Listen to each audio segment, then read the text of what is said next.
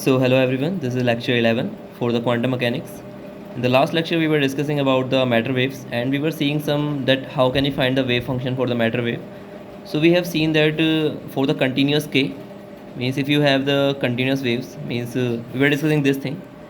If this is your probability wave for this particle, then this is made up of large number of waves, and this phi 1, phi 2, phi 3 represents the individual waves.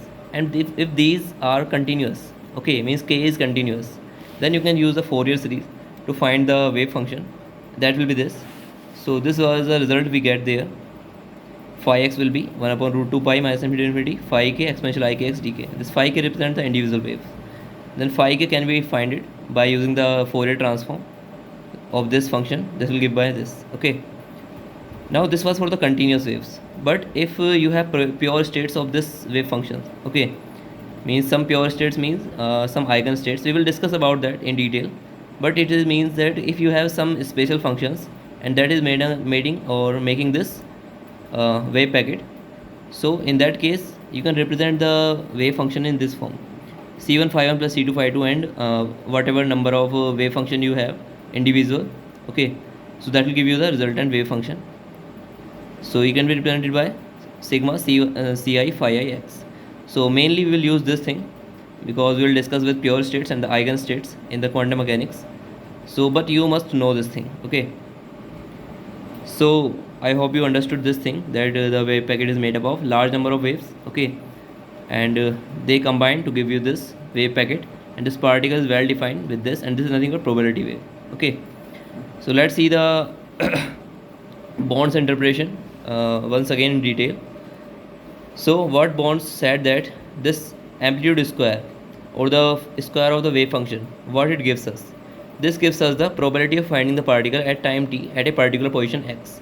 Okay, so this gives the probability of finding the particle at a particular position. So see, if this is your line, okay, so the probability at a particular length means probability divided by per unit length is given by this. So we will discuss the length and the units of this function. Okay, so this is nothing but simply the square of this will give you probability per unit length. Now if you multiply with dx, so that will give you the probability in dx length. So that is this thing, and this is unitless, and unit of this is 1 upon meter.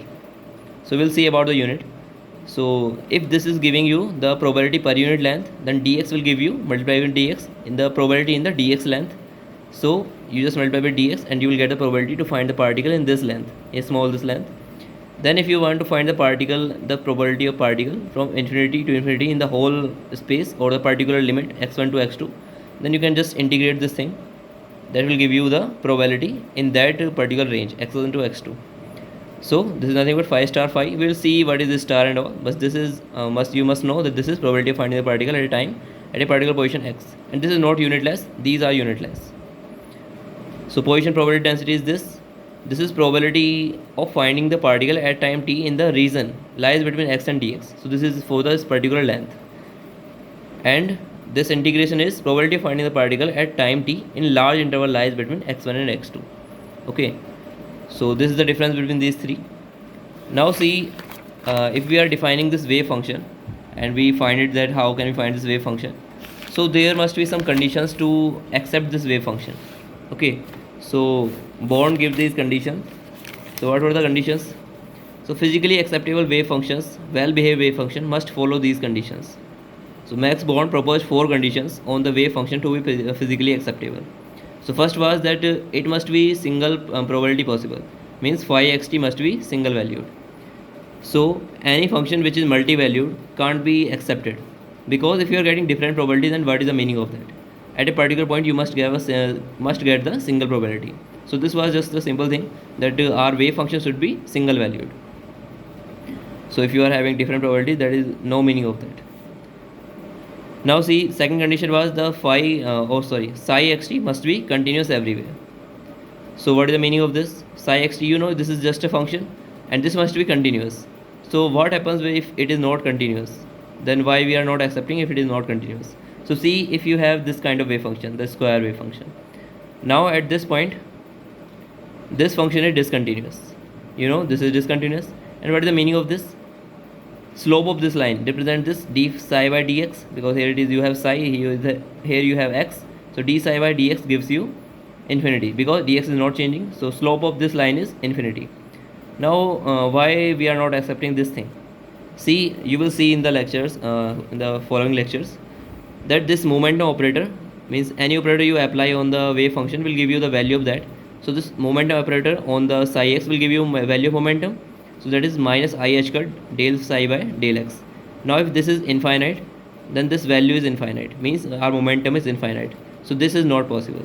So to avoid this, that's why we can't accept a wave function which is discontinuous. Okay, now all first order derivatives of psi, that is del psi, d psi by dx, d psi by dy, d psi by dz, must be continuous. So we have the same reason here also, but we can also define in terms of kinetic energy. So kinetic energy operator is represented by this thing, minus h square 2m del square by dx square. You will study all these things, I am just introducing them. So operating this on the psi will give you kinetic energy. Now again, if this is your infinite value, then this kinetic energy can't be infinite, so that's why these functions should be continuous. Same reason here also. Okay, so now let's see one more condition. Psi xt must be square integrable. What is the meaning of this line? This means that square of this psi xt must be finite. Wave function must be finite in the whole space. Square integrable means when you square this wave function and you integrate this, this must give a finite value. Now why this condition is here? See, this what this represent? This represent the probability of finding the particle between minus infinity to infinity. Because as I already discussed, if it was x1 to x2, then it gives you the probability of finding the particle between x1 and x2. Now it is the probability of finding the particle between minus infinity to infinity. So if this is no infinite or the some other value, means this should be 1 or 0, means this can't be 0. Why?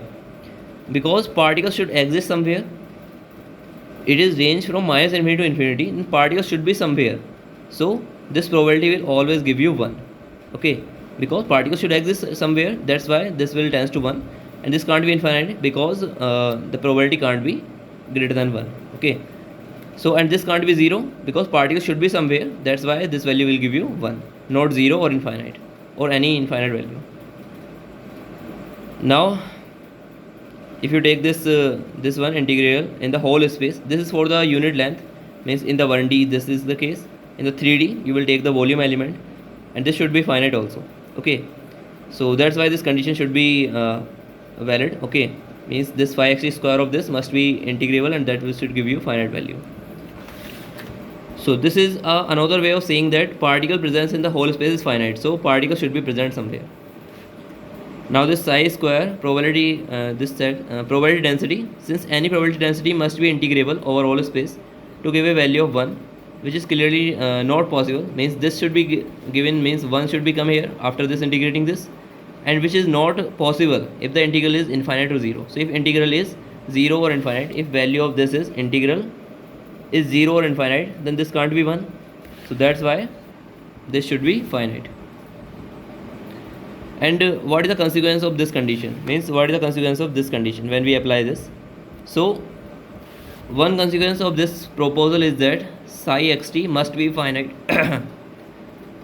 Psi xt must be finite, and psi xt must tends to 0 as x tends to infinity, plus minus infinity. So what is the meaning of this line? See, this is just a simple addition of psi xt, probability of psi xt. So if this psi xt is remaining same everywhere, then this whole integral is bound to be infinite, but this integral should be finite. So how can we make that? So if this is your wave and this is your probability, so it should decrease with increasing infinite up to infinite. This probability should decrease, and at infinity it should go to 0. Only then you can get a finite value, otherwise this will never be finite.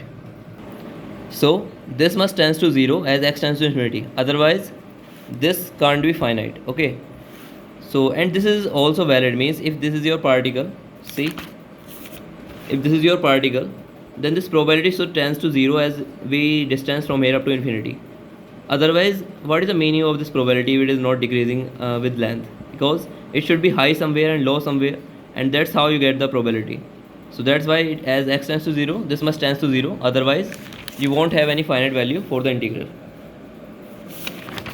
Okay, so this was the consequence because of this integral. Means integral can be finite only when this must tends to 0 as x tends to plus minus infinity. So always remember this. This is a very important result or consequence, we can say.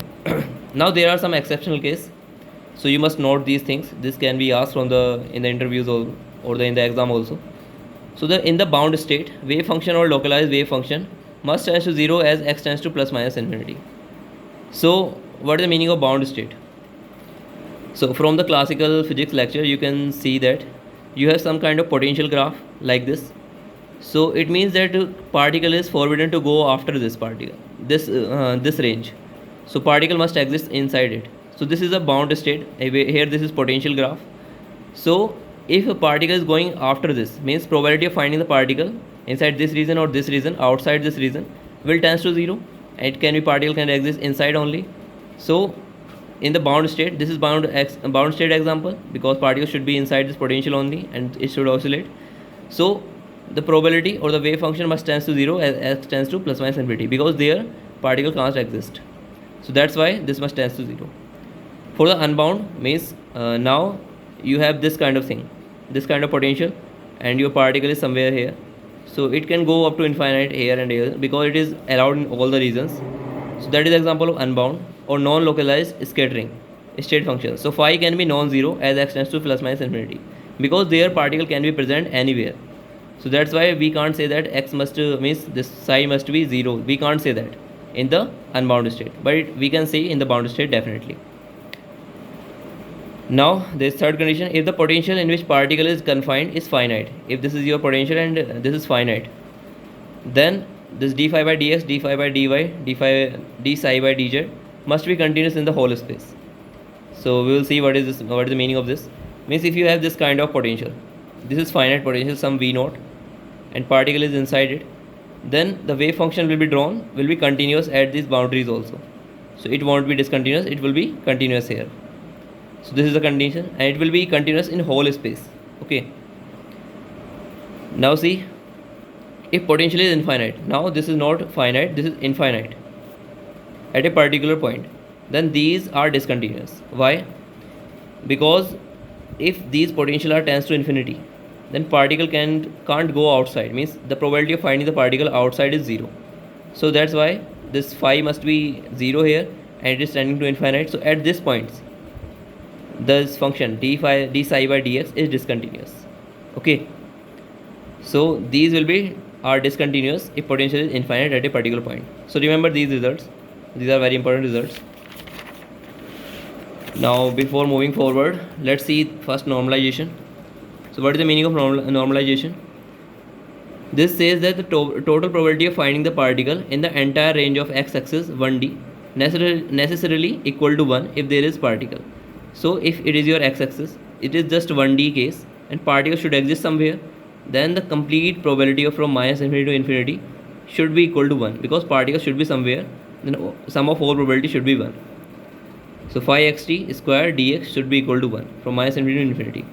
So any wave function which satisfies this condition is called the normalized wave function, and any acceptable wave function from the Bond's condition and other conditions can be made in this form that it will be follow this condition.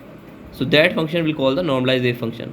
So first we will see some wave function, if it is acceptable or not, then we will normalize it to satisfy this condition, then we call that normalized wave function. So a wave function that obeys this condition is said to be normalized. Every physically acceptable wave function can be normalized by multiplying it by an appropriate constant. So we'll see in detail this thing, that how can we make a function as normalized. Here just I am introducing this term, that is normalization. Now what is the units of normalized wave function? So let's talk about units of this wave function first. In the 1D case, this represents your probability. I already told you this represents your probability, and this is unitless. Probability is unitless. Now from here, what is the unit of psi square only? So that will be unitless divided by dx. So it will be 1 upon meter.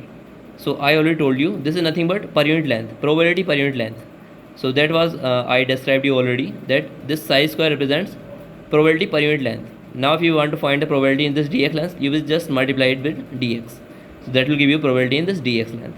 And if you want to find the probability between x1 to x2, you will just integrate x1 to x2 and dx. Will give you probability in this whole region. So remember this.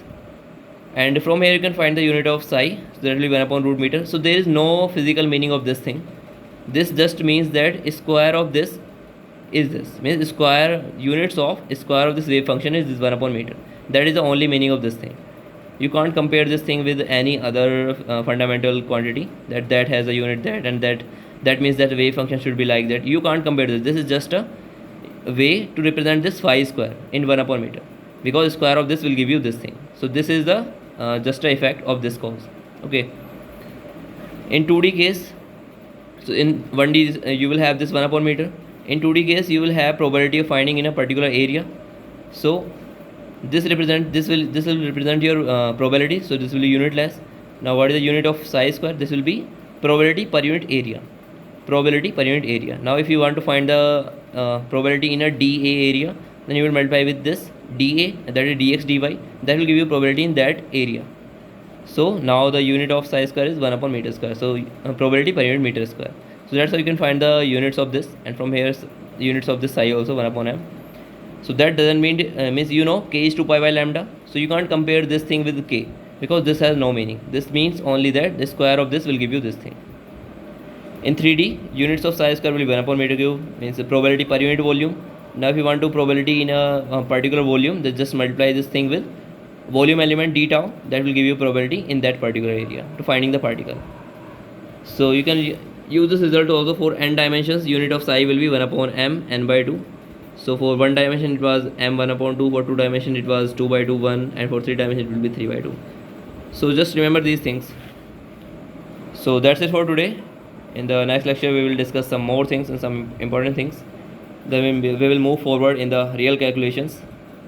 So just understand these things and don't move forward before understanding these things, because these are the base of your building.